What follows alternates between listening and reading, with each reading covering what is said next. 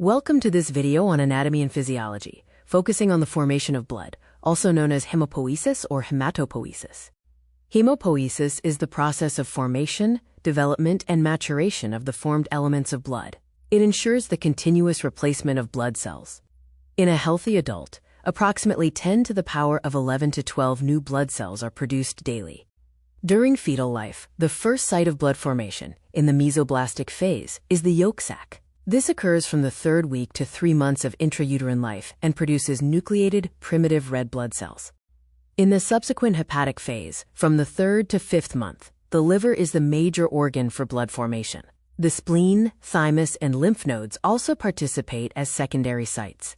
From the 5th month of gestation onwards and throughout life, the primary site is the red bone marrow. In adults, red marrow is restricted mainly to the axial skeleton, including the vertebrae, sternum, ribs, and pelvis. Red marrow is active in hematopoiesis and rich in stem cells. Yellow marrow is inactive, consisting mostly of fat cells, and is found in the shafts of long bones. Yellow marrow can revert to red marrow during severe anemia. All blood cells originate from a single type of cell called the pluripotent hemopoietic stem cell, or PHSC. This mother cell has the key characteristics of self-renewal and the ability to differentiate into any type of blood cell. The PHSC divides into myeloid and lymphoid stem cells. Myeloid stem cells form RBCs, platelets, granulocytes, and monocytes. Lymphoid stem cells form B and T lymphocytes, as well as natural killer cells. Blood cell production is regulated by growth factors. Erythropoietin from the kidney increases RBC precursors. Thrombopoietin from the liver increases platelet precursors. Cytokines, or CSFs, stimulate white blood cell production. Erythropoiesis is the process of development and maturation of red blood cells, taking about 7 days. The cell size decreases, the nucleus disappears, and hemoglobin increases during this process. Erythropoiesis proceeds through several stages: proerythroblast, basophilic erythroblast, polychromatic erythroblast, orthochromatic erythroblast, reticulocyte, and finally the mature erythrocyte. The proerythroblast is a large cell with a large nucleus and deep blue basophilic cytoplasm due to RNA. Hemoglobin is absent at this earliest stage, which undergoes active mitosis. The basophilic erythroblast, also called early normoblast, still has a blue cytoplasm, and the nucleus's chromatin starts condensing. Hemoglobin synthesis begins here, but is not yet visible. The polychromatic erythroblast, or intermediate normoblast, has many colors, as its cytoplasm is a mix of blue RNA and red hemoglobin, which starts appearing. This is the last stage capable of mitosis. The orthochromatic erythroblast, or late normoblast, develops a small, dense nucleus that is extruded at the end of this stage. The cytoplasm is mostly pink due to abundant hemoglobin. The reticulocyte is an immature red blood cell with no nucleus, containing RNA remnants. It enters the blood after 1 to 2 days in the marrow. A high reticulocyte count indicates active erythropoiesis.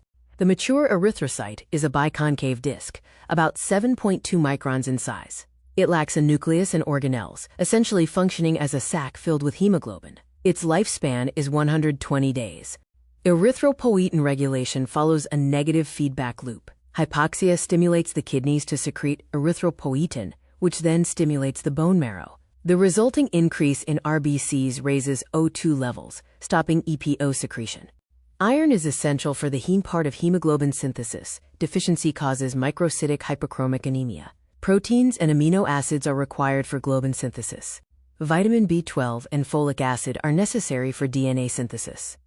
B12 deficiency causes pernicious anemia, while folic acid deficiency results in megaloblastic anemia, characterized by large, immature cells. Remember that the last stage of erythropoiesis with the nucleus is the orthochromatic erythroblast, and the kidney secretes erythropoietin. Leukopoiesis is the formation of white blood cells. Myeloblasts form granulocytes and monoblasts form monocytes. Lymphoblasts form lymphocytes, including T and B cells.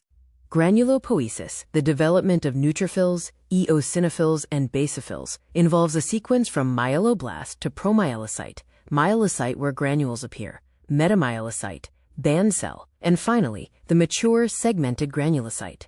Monocytopoiesis proceeds from monoblast to promonocyte to monocyte.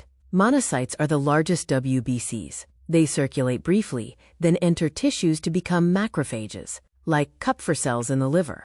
Lymphopoiesis starts in the bone marrow.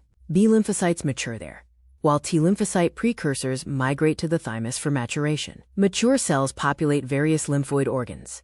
Thrombopoiesis is the formation of platelets, regulated by thrombopoietin. The sequence involves megakaryoblast, promegakaryocyte, and megakaryocyte, which fragments to form platelets. The megakaryocyte is a giant cell with a large, multilobed nucleus. It does not divide, but its cytoplasm shatters to release thousands of platelets, which are cell fragments, not true cells.